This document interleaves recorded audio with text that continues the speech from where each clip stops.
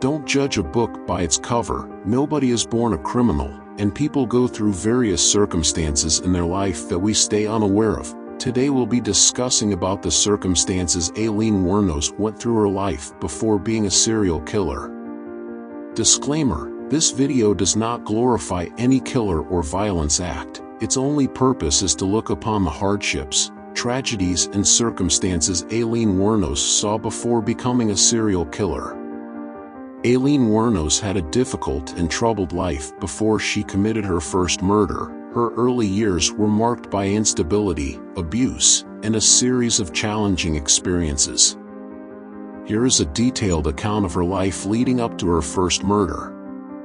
Childhood and family background. Aileen Wuornos was born on February 29, 1956, in Rochester, Michigan. Her parents, Diane Wuornos and Leo Pittman, were teenagers at the time of her birth and never married. Her father was incarcerated for kidnapping and raping a 7-year-old girl, was diagnosed with schizophrenia, and he committed suicide in prison. Wuornos' mother struggled with alcoholism and was unable to care for her. As a result, Wuornos and her older brother Keith were sent to live with their maternal grandparents, Lori and Britta Wuornos, who were alcoholics. Difficulties in school and home life. Wuornos faced various challenges throughout her childhood.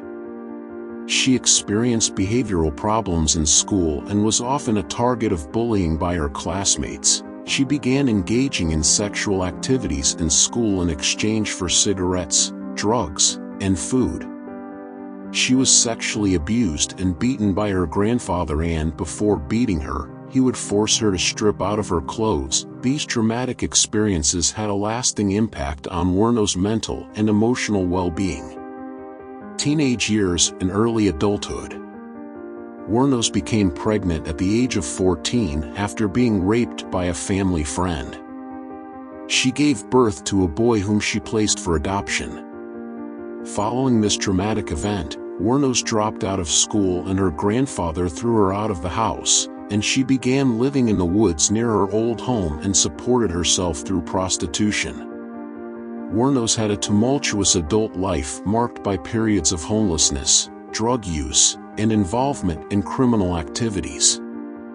She was arrested multiple times for offenses such as DUI, driving under the influence, disorderly conduct, and armed robbery. Her brother Keith died of esophageal cancer, and Wuornos received $10,000 from his life insurance. She used that money to pay the fine and spent the rest within 2 months buying luxuries, including a new car, which she wrecked shortly afterwards. Struggles with relationships and stability. Throughout her adult life, Wuornos had difficulty forming stable relationships. She married Louis Fell, a wealthy elderly man, in 1976, but their marriage was troubled, and they separated shortly afterward. Wuornos also had a brief marriage to a man named Robert Lee Moore, which ended in divorce. During this period, Wuornos engaged in sex work to support herself and continued to be exposed to dangerous and exploitative situations. Her experiences in this profession further contributed to her feelings of anger, mistrust, and vulnerability.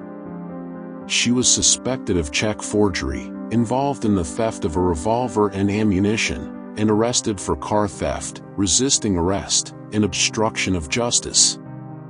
In 1986, she met Tyria Moore, a motel maid, at a gay bar in Daytona Beach. They became romantically involved and lived together, with Wuornos supporting them through prostitution. Despite her impending execution, Wuornos claimed to still be in love with Moore. It is important to note that while Wuornos' difficult upbringing and traumatic experiences undoubtedly had a profound impact on her, they do not justify or excuse her later actions as a serial killer.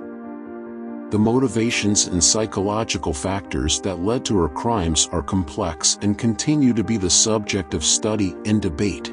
Subscribe our channel and support us to make more better videos for you. Your supports mean a lot to us. It will motivate us to make better videos for you. Thank you.